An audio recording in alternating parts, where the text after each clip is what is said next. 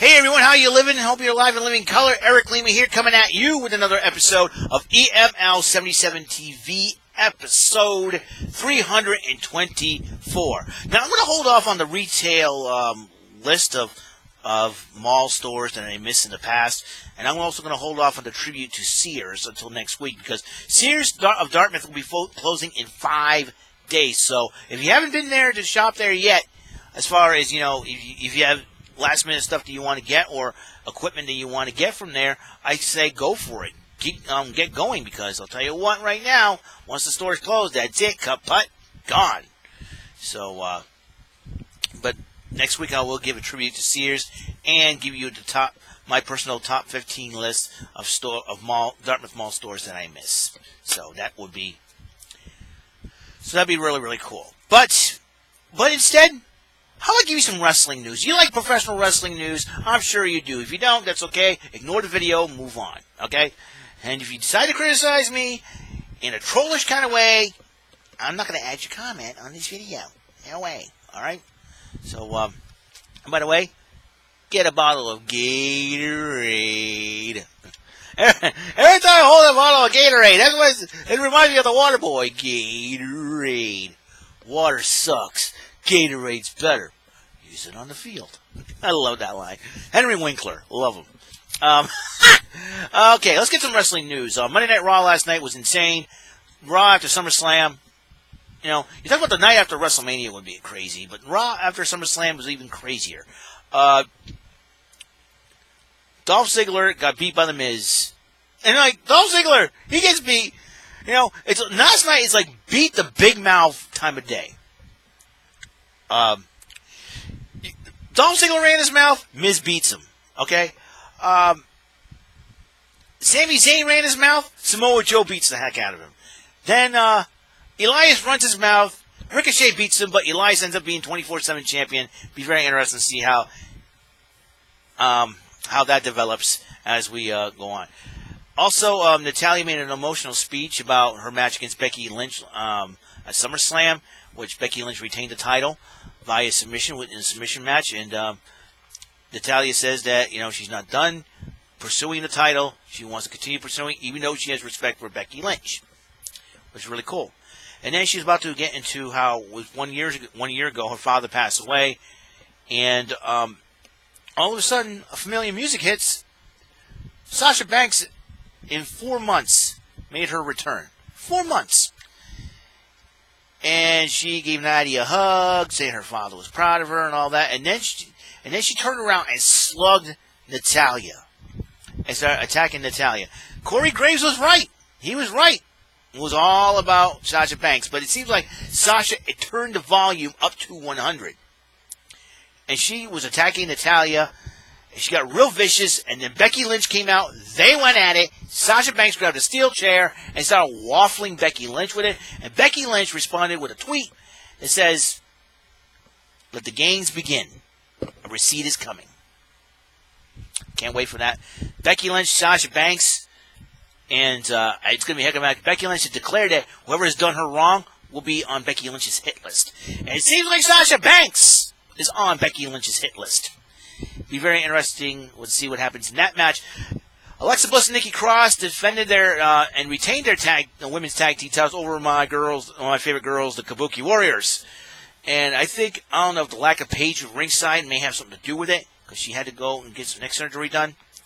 But I think but Kairi Sane tweeted that she's not giving up on this quest. So I like Kairi Sane's no-quit attitude. And a lot of people want to see the Kabuki Warriors be the women's tag team champions.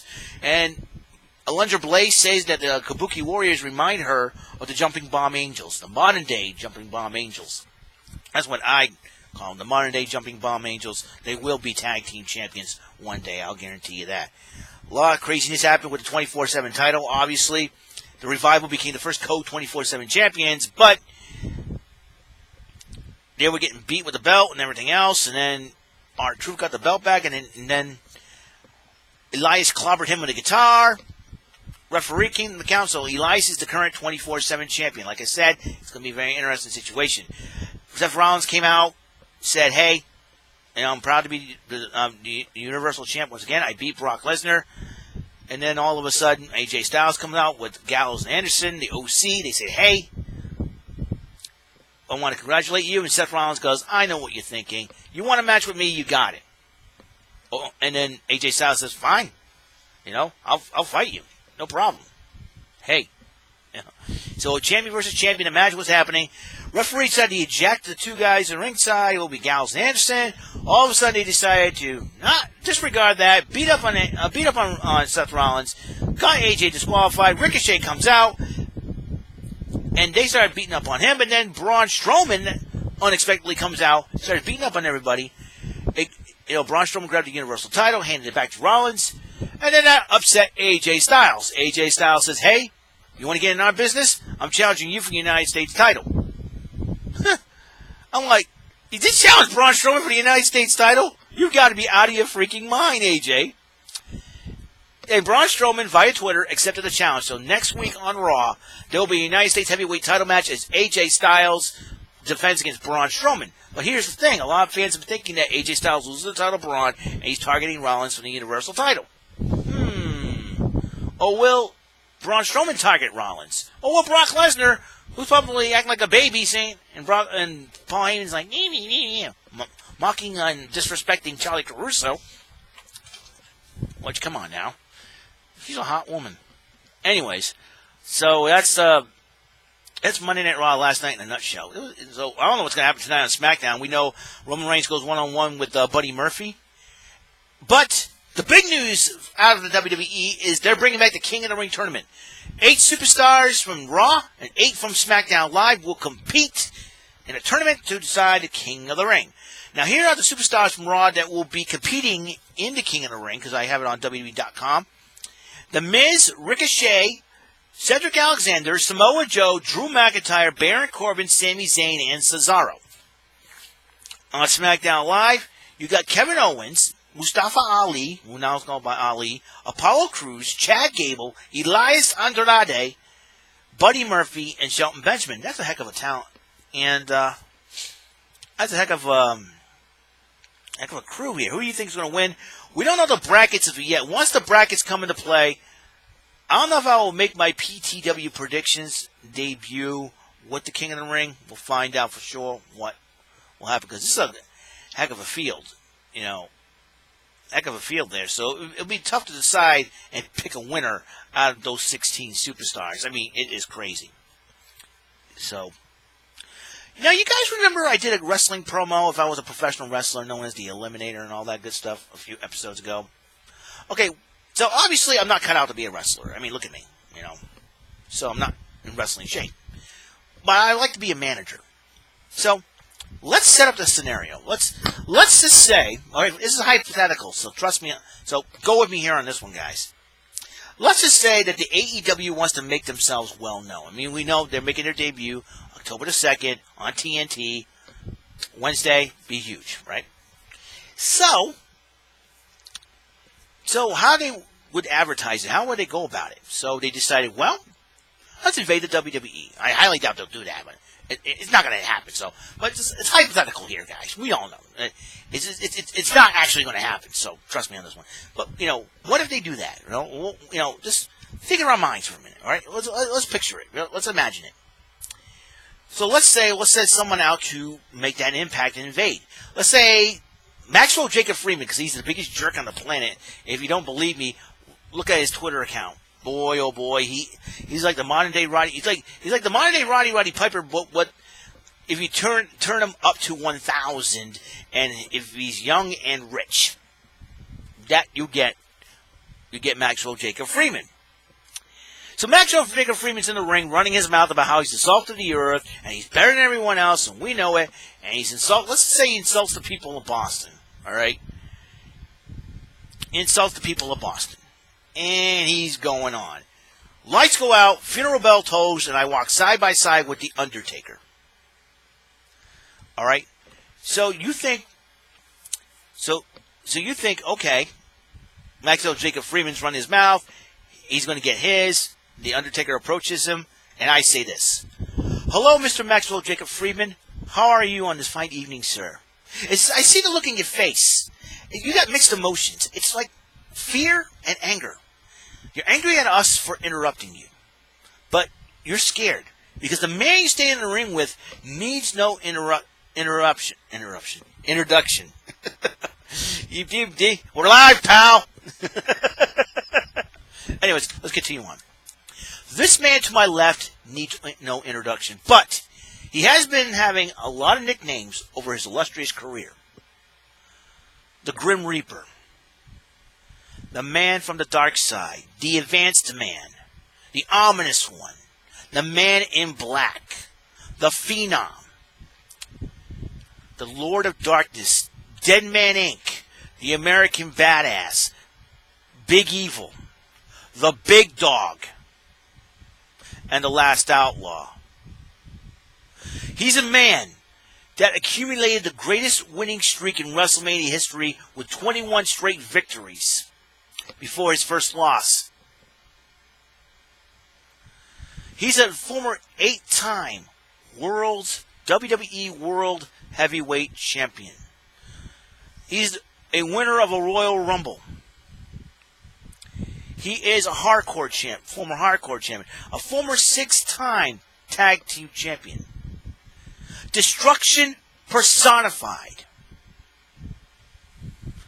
Maxwell Jacob Friedman, you are standing in the ring against with the Undertaker. The Undertaker, this is his yard you're standing in right now. And what you're doing in his yard is defecating it with your venomous diatribe. And I'm sure the fans here will feel a little Schadenfreude when you get your butt kicked by this man. Now, Mr. Freeman, I ask of you, what would you do when you step in the ring against a man of his legendary status? What would you do? I'll tell you what you're going to do. One or two things. One, you step out of the ring and let the Undertaker claim his yard and show him the respect that he deserves. Or two, be foolish enough to slap him across the face, anger him to the point where he beats the heck out of you and you're done. 3 moves he has. 3 moves he has that can put you away. 1, the last ride. A kick to the gut, and we are hoisted high in the air, Maxwell Jacob Friedman. Don't think you're at an amusement park ride at Rocky Point Park in Warwick, Rhode Island. No. When you're going up, you better do like Guido, like Nunzio did. And when the Undertaker drops you on your back and pins you, 1, 2, 3, over, done. School's over, son. And how about the Gogoplata, a.k.a. the Hell's Gate, the Triangle Choke? You see, the Undertaker calls himself is called the conscience of the WWE, the measuring stick, the yardstick of the WWE. He may be thinking about, I may have to teach this young man a lesson. School's in session, kid. When he slaps on that triangle choke, the Hell's Gate, there's either 1 or 2 things you can do. Either tap out or pass out. And it'll be all over for you, Maxwell Jacob Friedman. And then you get the third and the most devastating maneuver of all. The Tombstone Reverse Pile Driver. You see, any poor sucker knows when they step in the ring with The Undertaker is that once The Undertaker does this, that means you're done. When The Undertaker grabs you by your throat, Mr. Maxwell Jacob Friedman, hoists you up and slams you to the mat, that's the precursor of your demise. And when The Undertaker hoists you over his shoulder, and your head is between his knees, all you can think of is, no sir, please don't, and he drops you on your head. Fold the arms, and as the ref counts to 3, and you'll be hearing these words, rest in peace. School's over, close up shop, put up the chairs, lights out, party's over. Maxwell Jacob Freeman, what you have done is desecrate the good name of The Undertaker. You're standing in the big dog's yard. Try him and he'll make you famous. When it's all said and done, Maxwell Jacob Freeman, after a grueling match against The Undertaker, you'll be hearing these 3 words. Rest in peace. How's that? Good manager-like promo for you? I always want to be a manager. That would be really cool. To me, I've always believed a manager should not be like interfering in people's matches. I feel like being like an NBA coach. It's like, come on, let's go. Get him down. No mercy. Stay on him. Don't let up. Don't even give him an inch. Don't even give him a mile. Just stay on him. That's what I would do. I'd be like more like an NBA coach. Keep the double teams going. Remember, follow the rules. Keep going. We don't want to get in trouble here. Just keep right on going. I'd be more chatter outside the ring than ever before. You know what I mean? And that's how I like to operate. If I was a wrestling manager, that's what I would do. I'd be more chatter. Like an NBA coach type, a sports coach type. Come on, let's go. When it comes to tag teams, come on, work as a team. Let's go. Communicate. Let's do this thing. You know what I'm saying? I'm not going to be interfering with matches or arguing with the referee or something like that. Just, keep going, keep rolling, don't stop, watch out, look out, and, direct traffic, so to speak. Don't get involved in the match, in a physical manner, but just say, direct traffic, That's what I like to do as a manager. If I was a wrestling manager, that's what I would do. Undertaker would be one guy I love to manage. Which current superstars I would love to manage?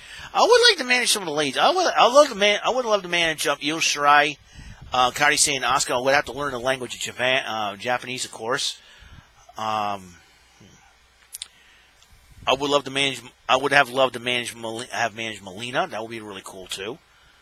As far as the men folk are concerned, maybe Kushida. I would manage Undertaker and Kane, and would I manage Roman Reigns though? That would be. Or I know Samoa Joe. Samoa Joe will probably choke me half to death.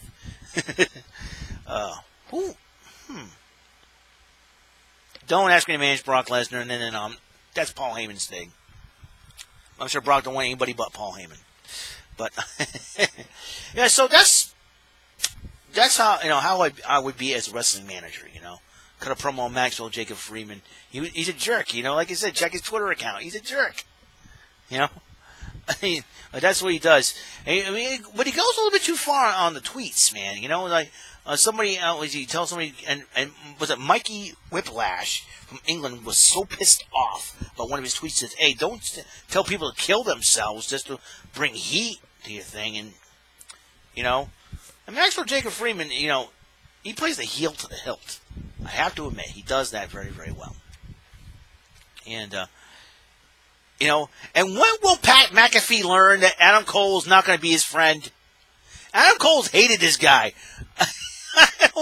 Versus shut up, Pat, or I don't want ice cream. I love Adam Cole. He gets pissed off at Pat McAfee. And Pat McAfee's trying to do the Undisputed Era thing. He's doing, like, that's not how you do, you idiot. He's a dork. Well, he played for the dorkiest team in the NFL, the Indianapolis Colts, so what can I say? It's funny. Watch the WWE watch along every single time. It's like, Adam Cole, he had a grueling match against Johnny Gargano the night before at SummerSlam. And the last thing Adam Cole wanted to do was hang out with Pat McAfee. Poor Adam Cole. My heart goes out to him. Well, so I'm really excited. To see what's going to happen tonight on SmackDown Live. It's going to be fun. Big SmackDown news. SmackDown will be moving to Fox this October. Cannot wait for it. It's going to be totally exciting. It's going to be totally grand and awesome. Let's see. Other big news. We know that I have a jury duty coming up August the 28th. That's 15 days away. Am I looking forward to it? Not really. But, you got to do what you got to do, right? The good news is I have that day off. I did talk to my boss about it, so I'm cool. So hopefully I don't get a case. I'm hoping that they say, hey, you're not qualified, get out. I'm going, you served your time here. Whoopee! I'll go. Thank you. But, who knows for sure what's going to go on. So that's it. So that's all the wrestling news, all the other news. Hopefully I can get, just to let you know, the Flash Player, Adobe Flash Player will cease December 2020 of next year. So I'm probably going to do some more game show playing for you guys before that ceases to exist. So it's next year. So I'm hoping to do a little bit more gameplays for you guys. If not, I downloaded the games, including the Bullseye Bonus Island, which I was very, very shocked at that I did. So it's going to be something else. So, what else is there? I'm trying to think. That's it. That's all the time we have on the show. God's blessings, love, life, and light to all of you. Catch you on the flip side. Remember, pay attention. You might learn something. I'll see you episode 325. Like I said, I'm holding off on a bit of the Sears tribute and the retail store list of Dartmouth Mall stores that I missed. My personal top 15 list. I'm going to hold off on those until Monday, where the store actually Sears actually closes its doors for the very final time. And like I said, there's been a lot going on, And what do I talk about on the next episode? I want to talk about, because I know what to talk about in this next episode. On 325, the 2010s. I realize this is the last year of the 2010s. We're going to 2020. So I'm going to talk about how this decade it really did a lot of changing. So I'll talk about that in the next episode. All right? See you guys later. Have a wonderful day. God bless, peace, and see you in episode 325.